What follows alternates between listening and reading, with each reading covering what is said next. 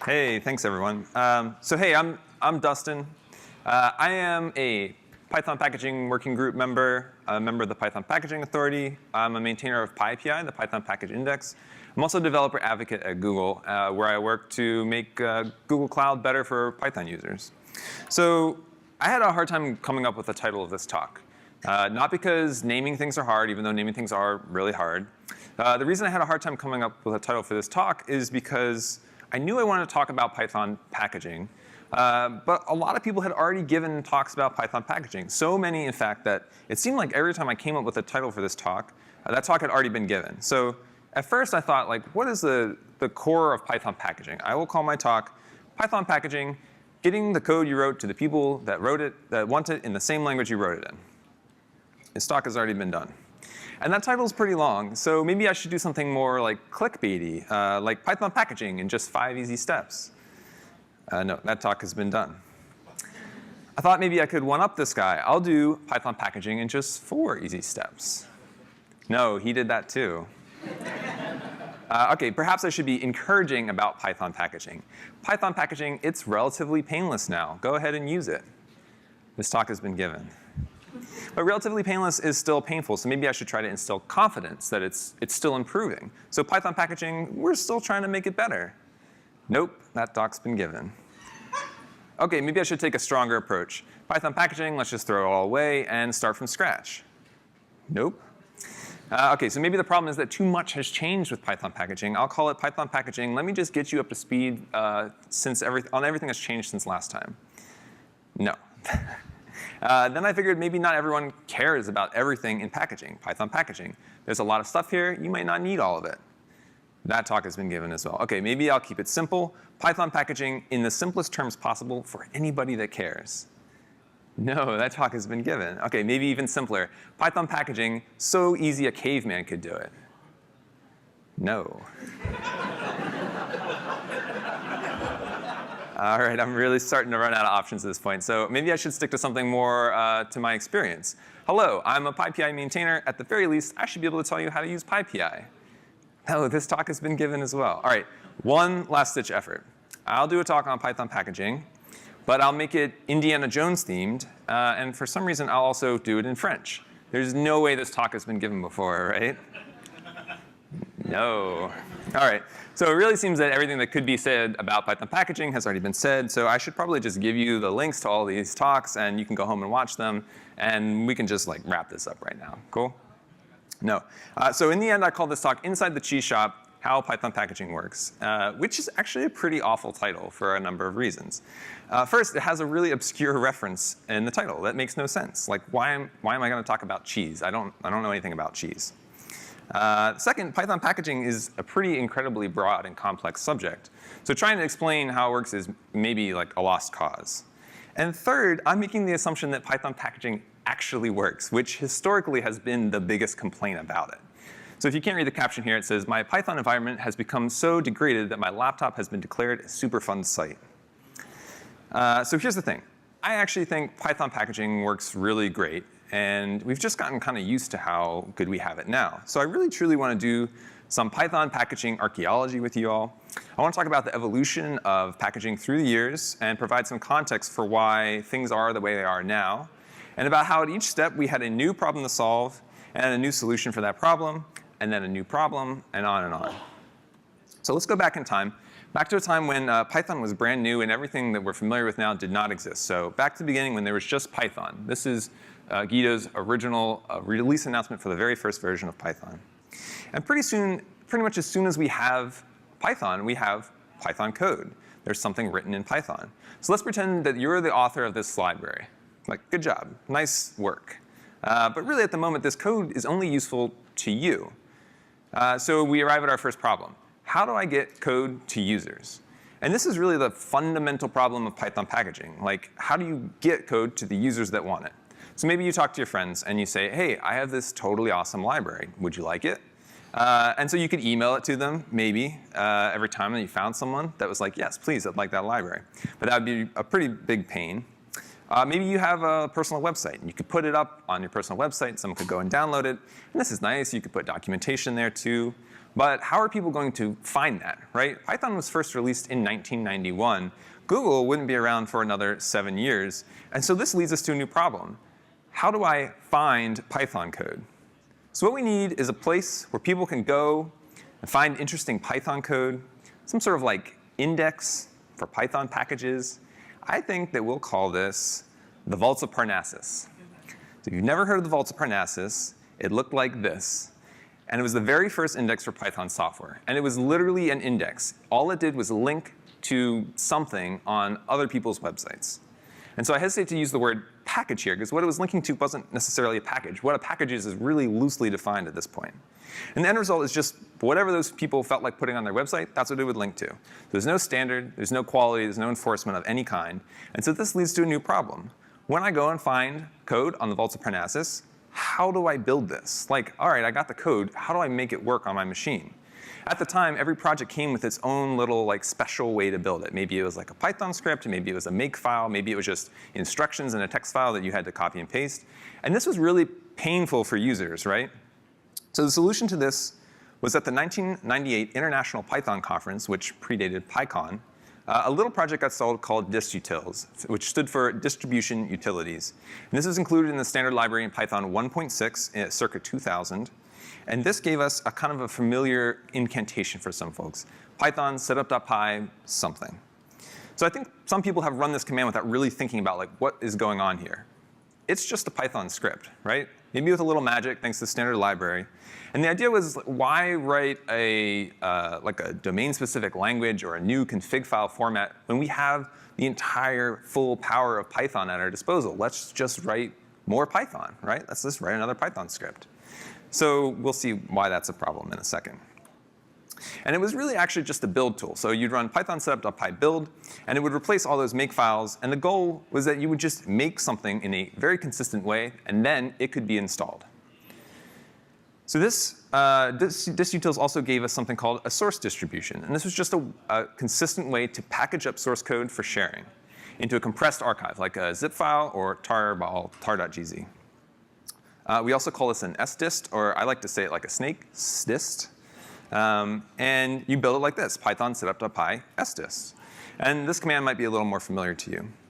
But pretty quickly it became obvious that sometimes a source distribution wasn't actually going to cut it, right? One problem is sometimes source distributions are OK, but sometimes they have so much to do during the build step, like maybe compiling C code, that it becomes really costly to do this every time you want to install a library. And it feels really wasteful if you're doing it over and over again on the same machines in different places. So the solution to this was something called built distributions. So instead of compiling from source every time you want to install something, you take a distribution that's been pre-built for your specific architecture, and you just drop it in place. There's no build step necessary. It's all ready to go. We call this a bdist for built distribution. And we build it like this, python setup.py bdist. So distutils was pretty great. Having a consistent way to build things was pretty immensely helpful. But distutils and its creators punted on two key problems. The first is the generic idea of packaging. And by this I mean, how do I get users to the point right before they run this build command? How do they get everything in place right before it's ready to build? The original distutils authors saw this as a totally solved problem. They didn't need to solve it. All the platforms that they wanted to run Python on already had platform-level package managers. I'm talking about Linux package managers like RPM. So they couldn't imagine that developers would ever want to do development on a platform that didn't have a package manager. Well, guess what? Developers love to do development on platforms that don't have package managers. So for macOS and Windows, that problem wasn't solved. And there's another problem with this solution as well. Maybe your platform does have Python installed, but you want things fast, right? Packages and platform distributions usually lag behind releases, because once an author publishes some code, it takes a while to get into that specific platform's package index. And as a user, you want that new release as soon as possible, right? You don't want to wait for it to get put into that index. You want it now. So the solution to these problems was the Python package index. And this was an index that was just for Python, for authors to publish directly to, and for users to get software directly from. And we call this the Python package index. And when it first came out, October 2002, it looks kind of like this. It gave us an official, consistent, centralized place to put Python software. And now it has a bit more structure. We also call this PyPI, not PyPI. That's a different thing. PyPI. Again, naming things is kind of hard. We also call this the Cheeseshop. And this is a reference to an obscure Monty Python skit where a man goes into a cheese shop and has no cheese for sale. And the joke here is that when PyPI was first created, there was nothing inside it, so it was kind of like the cheese shop in that skit. But now it has like so much stuff in it, so it's not really even appropriate to call it cheese shop anymore. The other thing distutils punted on was being able to specify dependencies. There was no way to say that a package A required that package B gets installed along with it. And this makes sense. Why bother specifying your dependencies if you can't tell the user where to go and get those dependencies? But now that PyPI exists, it's possible to not only point to some version of a package somewhere, but it's also possible to distribute something more than distutils, right? You don't have to wait for things to come along with our Python distribution. We can install them from elsewhere. And again, distutils, it came in your Python distribution. So the solution to this was setuptools. Setuptools essentially monkey patched the standard library and gave us some more build tools. So there are some advantages here, right? Because setuptools is on PyPI and not inside of Python, it's quicker to ship changes to it to users. So we can get everyone moving along faster with it. And there are some disadvantages too, though. Monkey patching the standard library is never really a great idea. But once we have setuptools, all sorts of other things come with it. So for example, now that we can specify dependencies really easy, how can we make them even easier to install? Solution to this problem was a tool called Easy Install. It came with setuptools, and it allowed users to install dependencies for a project directly from PyPI. And this did, in theory, make it easier for users to install various projects. And it also introduced a new type of build distribution because the existing ones weren't cutting it. This was called the egg distribution. An egg was simply a zip file with some metadata, and it could contain Python bytecode as well. And the name comes from Python. Python lays eggs. But Easy Install also gave us some new problems. Easy Install was really good at installing packages. It was so easy. It couldn't uninstall packages. It couldn't tell you what you had installed. And it also mucked around with sys.path, which is generally not great. So the solution to this was a tool called PyInstall, which you've probably never heard of, because pretty much as soon as PyInstall was created, there was a new problem. The name PyInstall is too long. And also typing PyInstall install seems kind of redundant. Like I said, naming things is kind of hard. So the solution here, we renamed PyInstall to something more familiar, pip. Pip isn't an obscure reference. Pip stands for pip installs packages. So we kind of swapped redundancy here for a recursive backronym. And while Easy Install is still around, pip really quickly becomes the preferred installer for Python distributions. And pip did a kind of interesting thing. Because of all the problems of Easy Install, pip decides to ignore eggs entirely and only installs from source. So no more build distributions when you're using pip. At this point, people are using pip to install dependencies for applications, not dependencies for other packages. And essentially, for an application, there is no top-level package that specifies all the dependencies underneath it. So if we want to specify dependencies for an application, like what do we do? The solution to this was a file called requirements.txt, which allows us to pin specific versions of dependencies for an application. We installed those dependencies, pip install-r requirements.txt. I'm sure everyone is somewhat familiar with this. And this allows for semi-reproducible environments, right? I can specify all the dependencies I want to be installed in an environment, and even, if I want, all the exact versions of those dependencies. So now everyone's happily pip installing, but now we got a new problem. Installing from PyPI is getting really slow. So remember, at this point, PyPI is still just an index. So when pip has to install something, it has to go, crawl PyPI, then a bunch of other domains, and those domains might not be quite as fast as PyPI, and for that matter, PyPI might not be that fast either. Another problem is that this requires users trusting third-party domains. So as a package maintainer, my users have to be able to let pip install software from pretty much anywhere, right? An attacker, if I forget to register my domain, an attacker can go, register it in my place, put malicious code there where pip would look for it. My users would have no idea, right? They're so used to pip trying to connect willy-nilly all over the place that they'll never even notice. So the solution to this problem is that PyPI begins physically hosting the releases. The files are actually put on PyPI, and this is specified in PEP 438. And around this time, we start to notice a new problem.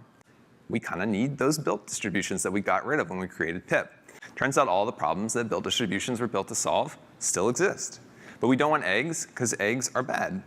So the solution is a new specification, the wheel distribution. And this is just another built distribution. It's a lot like eggs, but it's also just a zip file. But the most important difference is that it has a specification. It's really well specified. And you can look at a wheel and tell what platform it's built for just by the file name. And this is great. Wheels are specified in PEP 427. And it also allowed it to learn from all the mistakes that Easy Install had made before with the egg distribution. The name comes from a wheel of cheese. You put wheels in a cheese shop. And so at this point, a lot of people are depending on PyPI. And we start to become a little more focused on making sure that PyPI is secure. It becomes a piece of critical infrastructure. So one problem that we notice, when we run Python setup.py upload, it doesn't use HTTPS. It sends your credentials over plain text. And this means that your credentials, your PyPI credentials, could be intercepted, or that you might not even actually be talking to PyPI. You might be talking to some middleman. The solution to this problem was a tool called Twine. So it's in the same vein as setuptools. This is a separate package that you can get from PyPI, and it's responsible for securely uploading your new project to PyPI. The name comes from tying up a package with Twine before sending it in the mail. And so all Twine does is it really just looks up information about your package, and it knows how to send it securely to PyPI. So it's kind of more like a package carrier than Twine, but naming things is hard. All right, new problem. PyPI is starting to show its age. So this is PyPI in 2007, when it's about 4 years old. Here it is in March of this year. I'll put these two next to each other, and it's kind of hard to tell the difference, right? Like, which is which? It's like one of those spot the difference games. So it's not really fair to just visually compare PyPI from 2007 to 2018. One thing that this is not showing is that in those years, the number of packages that PyPI was hosting grew from less than 3,000 to more than 130,000. PyPI went from a place to put packages to the place to put packages. And so this also came with a lot of issues of PyPI being down or not working due to the load on it. And by its very nature, the thing you have to know about PyPI is it kind of predates all the packages that exist on it, right? Like all those testing frameworks, all those nice web frameworks that you're familiar with, none of them existed when PyPI was created because there's nowhere to put them. So PyPI is 15 years old at this point. It has no tests. It doesn't use a modern web framework. To run it locally, you have to like go and comment out huge chunks of it. So what should we do? One solution, we could rewrite PyPI from scratch. So normally if you'd ask me if it's a good idea to rewrite a core piece of infrastructure that's depended on by hundreds of thousands of users, I would say, no, that's probably not a good idea. But that's what we did. So this is the new PyPI. And we also call this warehouse, as in a place to put packages. And this is a project that started more or less in 2011 and had a number of goals, including HTTPS everywhere, using modern best practices, a modern web framework, and tests, lots of tests. And so it officially became PyPI in April of this year. And I have to say that it was a really tremendous undertaking, and it would totally not have been possible without a massive grant from Mozilla Foundation. All right, cool, the end, that's right. We solved all the problems, we launched PyPI, we're done. No. We still have problems, but this is the very nature of software, right? Once we build the new shiny thing, we start to realize what it can do or what the need for it actually is. So one problem we still have is that packaging is actually still kind of hard, especially if you're new to it. There's lots of different tools and all sorts of things that you might not have even heard about until today. The solution to this problem is the Python packaging guide. It's a really carefully crafted and curated guide to Python packaging. It's available at packaging.python.org. Another solution to this problem is a project called Sample Project. This is a Python Package Authority project. It's a skeleton project for your Python package. You can go and copy this and immediately get all the best practices for packaging in one go. Another solution to this problem is just general care and maintenance. In general, I think most of these modern projects that I was just talking about are more well specified and easier to maintain. And in addition, there's a real serious focus on making them accessible to newcomers. In fact, I would say we actually have a new problem now. Maybe packaging is actually a little bit too easy. I could have called this talk Python packaging so easy a spammer could do it. Having packaging be hard actually has some unintentional benefits, like it kept people that want to put spam on PyPI from doing it. But that also, while that lowered the barrier, it does produce new problems. And there's one other problem that's really common these days. One problem is sometimes you actually need more than Python. Sometimes you don't even have Python. You need to install it. So maybe you need like R, LLVM, HDF5, MKL, stuff like that. These things are kind of outside the scope of what Python packaging entails. So Python packaging kind of just assumes that A, you really just have Python, and B, you really just want to do Python and maybe some C code as well. Solution to this is a tool called Conda. Conda is a Python agnostic packaging tool. It means you can install all sorts of things with Conda for all sorts of platforms, and it satisfies a lot of those use cases where you don't just want to do Python. Another problem we have is reproducible environments. Requirements.txt was really a great step towards creating reproducible environments. And we can use it to specify really exact versions of packages and their hashes. However, creating and maintaining this file can be kind of challenging. It's both machine readable and human readable. And often we might have multiple requirements files, like for development, for production, for deployment, whatever, linting, documentation. Solution to this problem is the pip file, pipfile.lock. You might have heard about this. There's some projects that already implement this. It's a single human editable file, that's the pip file, and a single generated file with fully deterministic dependencies, that's pipfile.lock. And this can be shared across multiple dependency installing tools, like pip or pipend. And if you come from another ecosystem, this might feel like gemfile.lock or yarn.lock, etc. Another problem. Setup.py, by its nature, is a Python script. It means that you can run anything you want in there. There's no true way to predict what a package is going to do or what dependencies it might have until you execute that script. So it makes it really hard to reason about source distributions, about what they need and what they're going to install on your system. And there's an additional problem with setup.py as well. I'll call this the setuptools distutils dance. Extending and maintaining both of these is really difficult.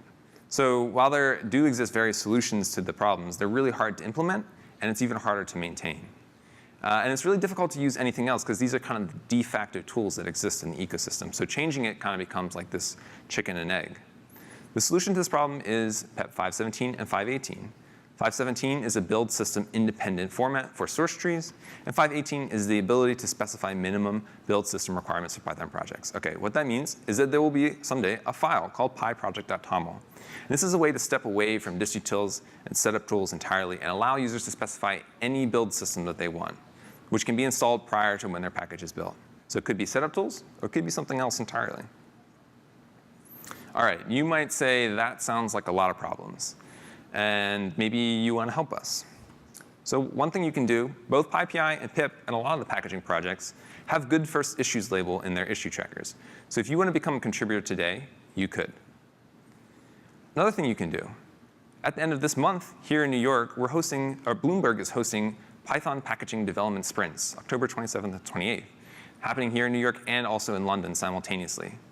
If you're interested in joining, it's open to beginners, and you can come talk to me or one of the hundreds of Bloomberg employees that are here at this event. And if you do come and you do contribute to Python packaging, I'll have a cool sticker like this that identifies you as a PyPI contributor. So you can get one. All right, I've told you how you can help us. Let me tell you how we can help you. So sort of in the order from most quickly to least quickly of how you'd like your problem solved, you can do one of the following. First, we have Twitter accounts, @PyPI and @ThePyPA. You can talk to both of them. Lots of people are keeping an eye on them and will respond to you. There's packaging.python.org, the guide that I told you about before. There's an issue tracker for all these given tools that I was just talking about. There's also a hashtag PyPA channel on Freenode if you use IRC. And last but not least, there's a sort of generic repository, packaging problems, where we talk about sort of big systematic problems in Python packaging. All right, so in summary, packaging isn't bad, but there are always going to be problems that are going to need to be solved. And we've made really gradual changes over a really long period of time. And each change has been a response to an evolving need. Comparatively, it used to be really hard, and we might have forgotten or just maybe never known how hard it used to be. So the next time that you're frustrated with Python packaging, imagine a world where pip doesn't exist, where PyPI doesn't exist, and think about making a pull request. Thanks, everybody.